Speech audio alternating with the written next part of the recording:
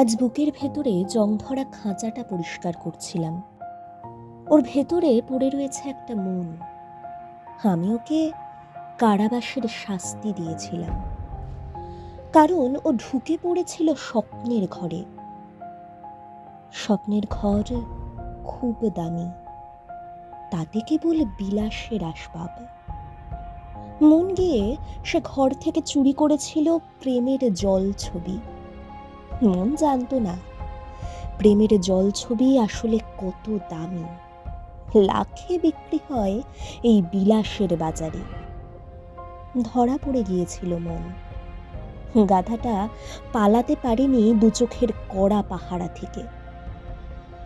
সেদিন ভাগ্যের আদালতে তার শাস্তি হয়েছিল।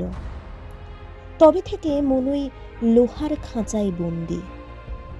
কতদিন হয়ে গেল সে সূর্য দেখেনি, শ্বাস নেয়নি প্রাণ ভরে। এক দুবার পালানোর চেষ্টা করেছিল বটে, আমি ওকে ধরে আবার বন্দি করেছি। কি জানে, ছাড়া পেলে যদি আবার কোনো রঙিন জল ছবিতে হাত বাড়ায়। ও তো খুব গরিব। গরিবের সাদা কালো জীবনে রঙের লোভ বড় অদ্ভুত।